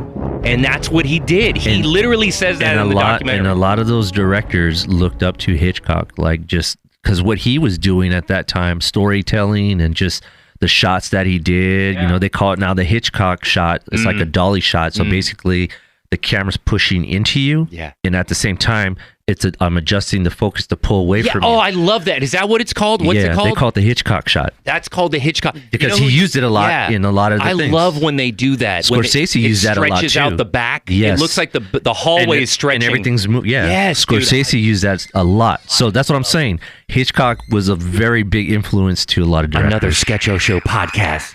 Hitchcock shot exclusive. Oh my God. You know what? Because I think M. Night Shyamalan does that a little too. A lot of people use that now. Yeah, and I he really was the one enjoy that shot a lot, bro. And I love continuous shots. I like shots that are just like, and again, that's a Scorsese thing. Yeah. But I just love continuous shots because it's so hard. There's no stopping, and that shot could go like for 3 minutes or something. Or even like was it what is it called? Children of Men. Remember that? Yes. With Clive Owen. Yes. There's tons of continuous shots like that go on for like 10 minutes. It's crazy. And it looks like they never cut. 1917 was one of the most recent ones. But the most famous one of all, Goodfellas. That too. And there was a movie called Silent House. Did you see that? Silent House. That's the original Silent House, which is an Asian, I think it's a Japanese film. Oh, okay. It has the whole movie is a continuous shot. Oh, now wow. they did use editing programs to make it look like that. But it essentially 1917 did the same thing. Yeah, they did. So. But in Silent House, I had never heard of I gotta whole check movie, that one out. I gotta check that one out. Being a continuous shot. And it was filmed like on I don't want to say an iPhone, but it's a low budget film. Yeah. It's not like 1917 or something like that. Yeah. Or even Children of Men, where it's like these epic battle scenes that just don't end. And you're like, and everybody's hitting their mark. It's like, how much practice and rehearsal does that take? That's what I'm saying. We did Baby Driver, which was another great one. But what's so unique about that opening scene with Baby Driver was a continuous shot is the song that's playing. Everybody is moving, the background, everything, the camera movement is all going with this track. So they actually played it as everything was going on. That's crazy. And it's a long shot. It was, I think it was 3 minutes, or I don't know, somewhere around there. It's like the beginning of the whole long. movie. That's long in cinematic time. It's do no cuts. And I love shots like that because I know how hard it is to just accomplish it. Well, let me give you more flowers in regards to the work that you've done here at IHM. Now, the catalogs and endless lists of celebrities that you've photographed, that you videoed, but not only that, but the video you put together for our most recent all-staff meeting, which really wasn't going to be shown to outside sources, right? This is just for us. But the work and love you put into that, and everybody was cheering at the end. I mean, I was like, man, Wackoe is fucking dope, dude. And that was just for us. The attention to detail for something that was, to be short-lived. It was really kind of what's known in the industry as a throwaway, sort of, right? It's just a sizzle, and it was just sizzle, for internal... a throwaway sizzle. Yeah, that's it. I just wanted to tell you, man, I really... How long did it take you to do that? Because I can appreciate the man-hours of editing and filming and all this and that. It was kind of like thrown at me, like kind of like, hey, we kind of need this. Oh, last minute? Yeah. The iHeart way. The iHeart way. And it took like maybe... full 2 days because you think about it, rush job. Yeah, but had to step away, do something, then kind of play with it. But what took so long was digging in and trying to find the clips, and they wanted something for just this that year. That takes the longest. Well, yeah, because I have to figure out, what do we do, or what's what makes sense, and it was really hard to try to find everything, and I wanted to get the talent from all our different outlets, and just try to show like, this is what we are as a unit, with this talent and what we do. So I guess I accomplished it, No, but you did, know, bro. but Great. I know I could have done more, but It's a rush job. It was a rush and it's a job. sizzle throwaway. You know what I mean? But Yeah. it still felt like this is going to be aired on like Access Hollywood. It Yeah. felt like that kind of quality. You know Oh, what I mean? cool. Where Appreciate it. And even their stuff on their shows, a lot of it's throwaway. Sometimes they'll rerun it, but Yeah. a lot of it, it's just like you do all this work for kind of just something that's only going to air once Mm-hmm. or play once, and then you get that reaction. But I'm sure there's a sense of accomplishment when you finish a project like that, or any project, right? I guess so. All right. Now, Yeah. what about real quick before we wrap up, because I gotta wrap this up. I gotta get back to the house and Oh, yeah. and finish this movie. That I Oh, wanted what to movie? tell you about. Okay, Oh. let me quickly pull this up. This is one of the most random movies I've found, and I immediately thought of you. Well, not because of the name of the movie. Uh-huh. Hold on. Wayne Thompson just texted me. I went back up the recording line, so I don't want to disturb. You can just set my stuff on the side. I'll get it later. Okay. Thanks, Wayne. We sold it, Wayne. Yeah, we sold it, Wayne. I'm going to put almost wrapped. All good. Okay. The movie I'm talking about here. I heard this on Howard Stern or possibly Joe Rogan. I think it was Stern. They were just talking about this random movie, and it's called Butt Boy. Butt Boy. What the hell? Okay, Butt Boy. May I Yes. read the description to you? The synopsis, yes. Yes. Detective Fox loves work and alcohol. After going to an AA meeting, his sponsor, Chip, becomes the main suspect in his investigation of a missing kid. Fox also starts to believe that people are disappearing up Chip's butt. The fuck? This is a real movie that I am currently watching on Tubi. It's on Tubi, right? Oh, Tubi, okay. Which is free, and it Yeah, plays yeah. ads, but the ads go by quick, right? Yeah. And man, they have a lot. They have Terrifier. They have all the Jurassic Parks up there. Tubi's fantastic. Hey, Tubi. Yeah. For those who think Tubi is not dope, it is dope. It's dope. You can see a lot of movies that you haven't seen in forever. And some really and some really good gnarly movies. Oh yeah, like movies that you wouldn't suspect that they just have up there for free. and there's Academy, award-winning movies in that Yeah, too. yeah. They have like Tubi's dope. They had I think they had Goodfellas up there. Yeah, at one Tubi's point. dope. Yeah, it's dope. And I always think if I did a commercial for Tubi, I'd want to have like to be or not to be. That is the question. And then it goes into the, you know what That's I mean? And I genius. wish they allowed you to sign up for like, let's say $5 a month, so you can not have the ads. I know it's Right. free, but Eventually, because it it's should. still growing. it's still new. It's still new. It's been around, but it's to the consumer. Yeah. it's still It's not super free. Right. I hear you. You get it on your TVs. Yeah. It's an app that pops It's up built on, into it's the built in. factory apps, right? I feel you on that. And you don't have to sign up. You know what else No. is dope is Pluto TV. That's the which other is one. owned by Peacock or Yep. NBC. And that's the other one. That one's Yep. dope too. And I love how you can just watch Los Angeles CBS News Yeah. for free and some Yeah. other. And they have channels like Terror Channel. And then like Samsung, they have their own channel too. Samsung. Yeah, so yeah. like, yeah, TV's changed a lot. Oh my like God. no one's actually really watching TV anymore. Right, like network TV. Right, just like how we are with music. We're not really listening to the radio as much, even though we are here. Even though we work in it. But I mean, the reality is, streaming is a key thing, Yeah. and that I think that's where like our attention should be focusing on a lot more. So Well, I want you to watch Butt Boy. I gotta. Yeah, what do you see think that. of the synopsis? People disappear. Yeah, it's dogs, pretty interesting. Animals, dogs, kids, objects are Okay. disappearing up this dude's butt. He's doing it like it's not just a fetish, but he needs it. Like it's like a drug. And then when he whatever he takes up and it starts him, and they don't really show it. They don't really. I wanted to see something so outlandish where you see Right. people disappearing Like in his Human butt. Centipede? Right. Oh, well, maybe not as grotesque, Okay. but more so because this is kind of comedic the way it happens. Oh, okay, It's gotcha. like you see the motion of him putting his hand, like he's stuck in the remote up his butt, up his Uh-huh. ass. And then he shoves it up there, but then he like collapses to the floor and passes out. And it's like, Interesting. and it's almost like it's a sexually pleasing, but at the same time, I think it's more so like an addiction. It's not like he's trying to gain sexual pleasure or have an orgasm. He just needs to stick stuff up his ass. That's the movie. This movie sounds like something that was filmed like in the 80s because there was a lot of cocaine and it's going recent. on. I know. And there's so far, I'm about an hour in. It's like a 2-hour movie. And A 2-hour it's movie? a 2-hour movie, bro. Butt Boy.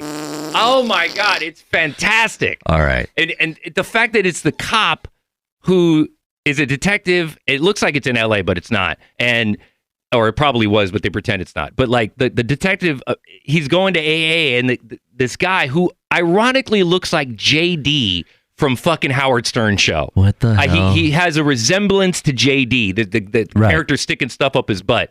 And his name's Chip in the movie, but JD obviously doesn't do that in this, for those out there. Quick disclaimer. Yeah. I'm just saying the two guys look similar.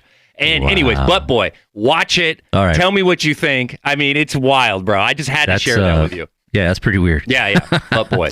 Wackoe. I mean, there's so much still more to cover. Real quick, before we wrap up. Yeah. Out of all the celebrities and movie stars and all the world premieres, I know you did the Barbie premiere, right? No, I didn't get to do the Barbie one. Okay. What premiere did you? Oh, you did Mission Impossible, didn't you? It was a screening. Oh, it was a screening, right? You get to go all those cool screenings.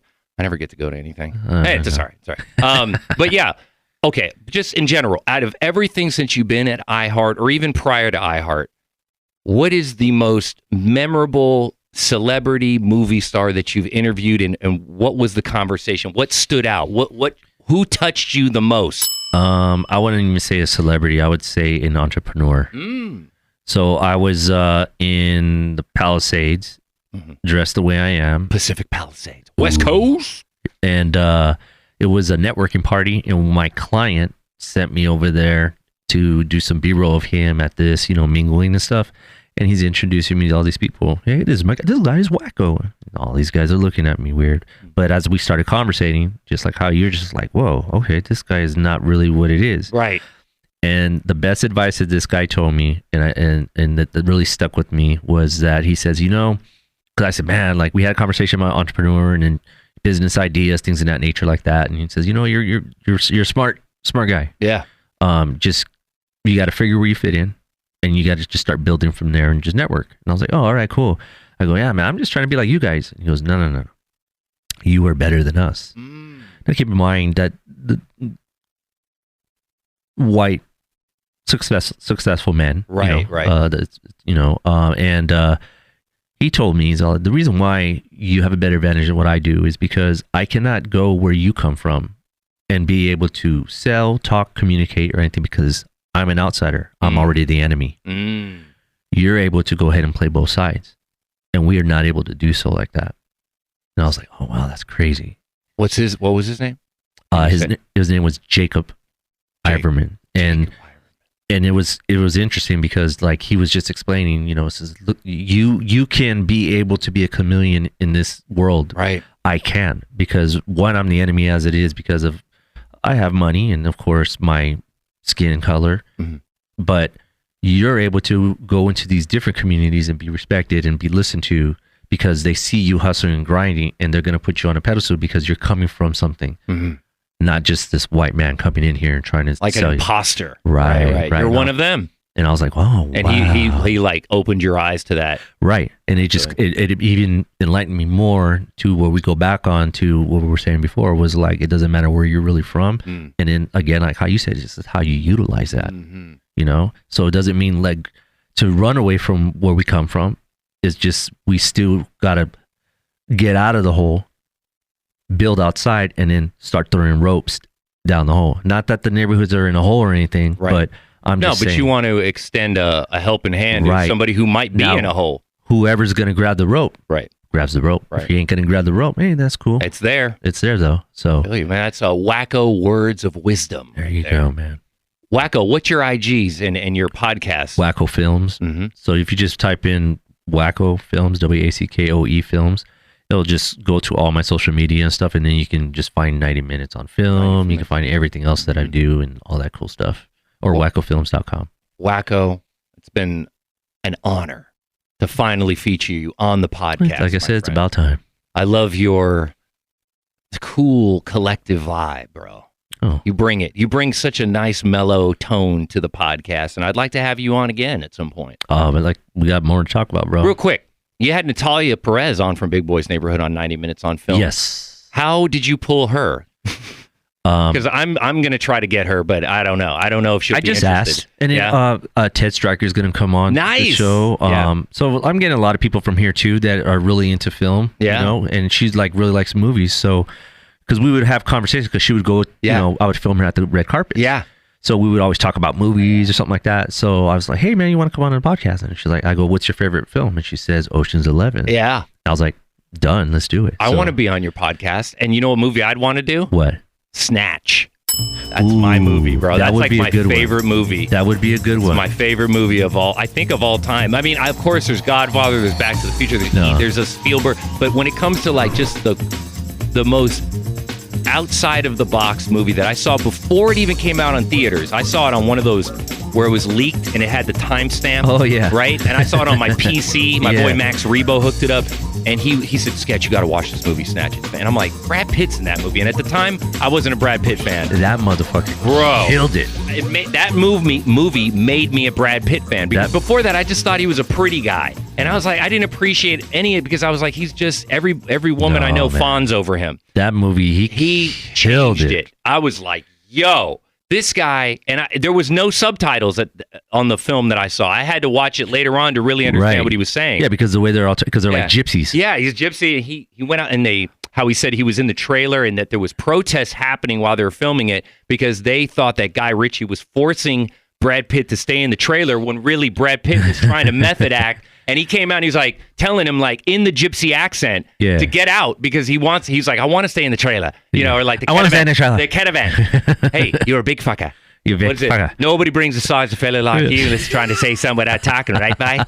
Nobody brings a fella the size of you unless they're trying to say something without talking, right, bye? He did a phenomenal job in that role. I mean, I hope to God I can at one day make it on 90 minutes on film. Well, you just got to wait a while. And it's just like, I had to wait. Yeah, I'll wait. It's all good. I don't mind. I'm sure you have a lot of good guests coming up. But at some point, it would be great to chop it up about that film with you guys. No, I'm down. I'll put that down. I'll put it on the list so that we could do Snatch. Because we already building our list of guests and what films we're doing and everything like that. It's cool. So. And then real quick, back to Natalia before we wrap up. Natalia, I'd love to have her on the podcast. Just everybody's busy. You know, everybody's busy as fuck. She's got a baby. Yeah. Louis just had a baby. You know, she's working on the show. I just feel like I don't want to bother people. But when I heard her on your podcast, I was very excited just because I was like, oh, sweet. That's a big deal, you know, to have a guest on outside of your own crew. I think everyone's down for something like that, you know? So you just got to hit everybody up. You know how it is, though. Like, everyone here is just on very unorthodox time schedule. So we're all chwecked. We're all like running up and down the hallway with our pants on fire. And I ask people so much, they get like tired of me. Like I had to pester John Peake so much. He just was like, fine, let's just get it over with. But that's dope, though, that you got him. I did. I got him. You know, because that's kind of a rare. It is very, in fact, he said it on another podcast exclusive, going back to that John Peake episode. I had asked him, being the VP of iHeartMedia, if not the biggest digital platform for podcasting and streaming in the world for music, and it's free, how many podcasts have you done, John Peake? He said, none, never. No. And I was like, what? When was the last time you did a podcast, John? Oh, I can't think of never. You know, never. So this could be my first. I heard that podcast, and I was just like, wow, this is Peake. That was and it was wild. Cool. His story and everything like that, how he got into it. Yeah, man. You should have a podcast, 90 Minutes on Film with Peake, bro. Ooh, that would be interesting. You got to try to get him on, man. I wonder what his favorite movie is. I don't know. I would have to sit and conversate with him on that. I'm gonna hit him up and be like, hey, John. Yeah. You should go on 90 Minutes on Film. And I'll go, oh, what's that? You know, with his raspy voice. Oh, what's that? Oh, is that Wackoe has a podcast? Very interesting. Oh, I can't think of never. Wackoe Films on the Sketch Show podcast. Thank you so much, my friend. Appreciate it, man. Thank you. Appreciate it. Oh, good for you. And how was it? The Sketch-O-Matic Show. Hey, too much information and shit, man. Shut your mouth, essay.